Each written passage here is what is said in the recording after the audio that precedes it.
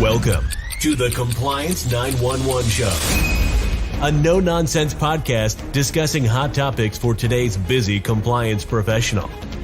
It's everything you wanted to know about regulatory compliance, but we're afraid to ask. And now, here are your hosts, Dean Stockford of M&amp Consulting and Len Suzio of GeoDataVision. Welcome to our podcast series addressing everything you wanted to know about regulatory compliance, but were afraid to ask. My name is Dean Stockford, and I'm joined by Len Suzio today. Another interesting topic, I'm sure, Len, because I know we've talked a lot about CRA, and I at some point I think that it's like how many times can you pick this particular topic? But it is. I think when we spoke last, we talked about anxiety around the proposed rulemaking for CRA. So I'm assuming that we're going to talk about something related to CRA today. So, hey, enlighten me, Len. Yes. And we have been at my company, and I'm certain at yours too, we've been getting a lot of questions regarding the 2022 CRA proposed rule. Many bankers are anticipating it will be implemented as proposed and are wondering what the implications are that it may have for their banks.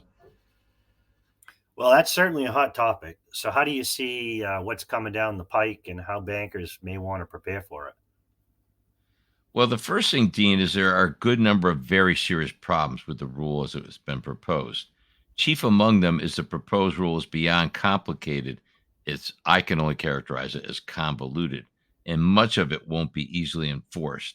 In fact, I think there's a good chance that if the rule is published as proposed, there's a good chance it may actually be litigated by some of the bank associations. Now that's interesting. What would be the basis for a potential litigation? Well, the ABA in its comments hinted at potential litigation, and the Bank Policy Institute in its submitted comments explicitly identified three legal objections to the rule as it's been proposed.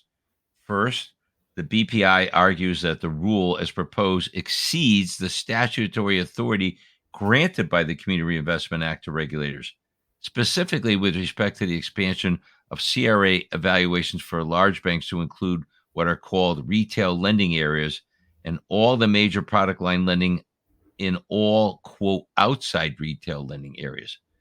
The argument is that the CRA was implemented to assure banks were evaluated based on their lending or, quote, reinvesting in the communities where they derive their deposits. But the proposed rule turns that perspective on its head and focuses on markets where the banks are lending, not the communities where they are taking deposits. A second legal argument advanced by the BPI, the Bank Policy Institute, argues that the agencies must abide by the Administrative Procedures Act, which requires, quote, reasoned decision-making, end quote. BPI then goes on to identify specific ways in which the proposed rule violates the APA, including failing to provide, quote, a meaningful opportunity for input by interested parties, end quote. And then the third line of legal reasoning put forward by the BPI is that the Administrative Procedures Act and the United States Constitution prohibits agencies from altering a previous position regarding the meaning of a statute or the need for a particular regulation without adequately acknowledging and explaining the change, which BPI claims was not done in the proposed rule. Wow. Certainly doesn't appear to be written within the spirit of Congress, but a legal challenge would certainly be big news. Let's get back to what the banks can expect and how they can prepare for it. Well, yes, there are some parts of the proposed rule that certainly are significant and are likely to change, and banks should anticipate them.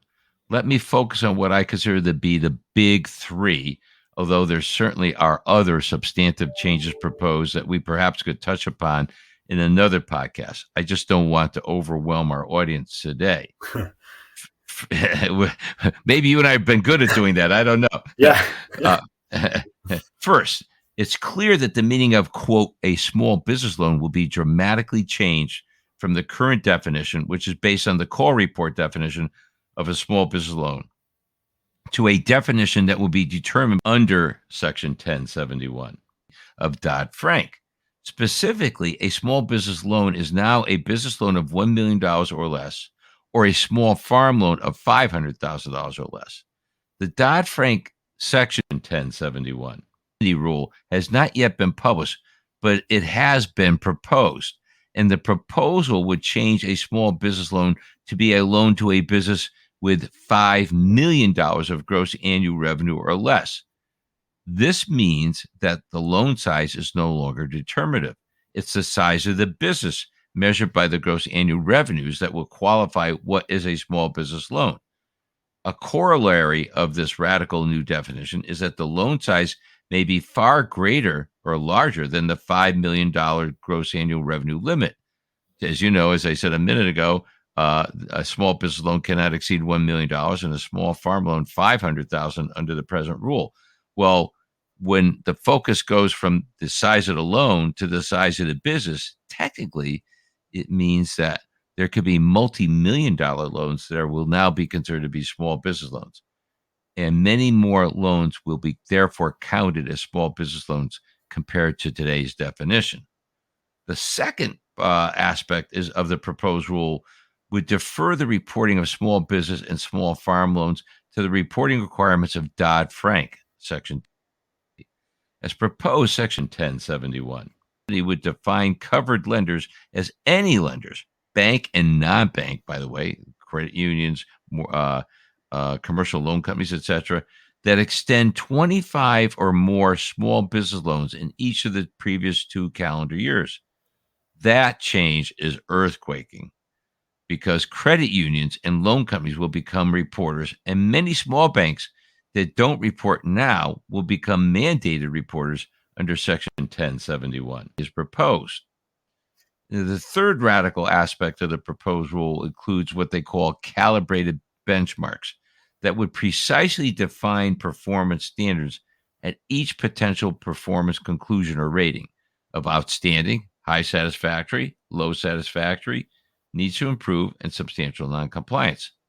The reference points are largely the same as they have been since 1995, including the market or peer and community or demographic benchmarks against which what they call multipliers of 125%, 110%, 80%, and 33% for outstanding, high satisfactory, low satisfactory, needs to improve, and substantial noncompliance ratings, respectively, would apply. And for the market benchmarks, the reference points would be 100%, 90%, 65%, and 33%. I should have said that's the community benchmarks, basically. So there's going to be a lot of very, very monumental changes that the banks have a right to be anxious about. I will just comment on this last thing about the calibrated benchmarks, that they're very much welcome in the sense that they'll give clarity to what a bank has to do to get a satisfactory performance rating. But the problem, of course, is that by announcing these benchmarks, it removes judgment from the evaluation of a bank's performance. And a bank, if it falls below what's required for a satisfactory performance rating, is almost certainly going to get a substantial noncompliance rating or a needs to improve rating, no matter what the prevailing conditions are. So it's kind of a mixed blessing. Wow, to say that those are huge the big changes three would be an understatement in my book. But what can a bank do to get ready for these likely changes as written? Okay, well, any bank, or now I'm going to say even a non-bank, and credit unions and more commercial loan companies that engages in business lending that's not a reporter now is almost certainly going to be a reporter under Dodd-Frank. The reporting threshold of only 25 small business loans per year for each of the 2 previous years will capture many non-reporting banks for sure that are now exempt from reporting under CRA. Now, listeners may be surprised to hear me say that I think this actually would be a good thing for small banks for several reasons. First, any lender that's required to meet CRA lending standards ought to be collecting and monitoring their activity now so that they can be ready for their CRA exam. Second, mandating almost all business lenders to report under CRA means there will be a real peer data, whereas things stand now, all the market-driven performance standards are based only on the activity of the reporters.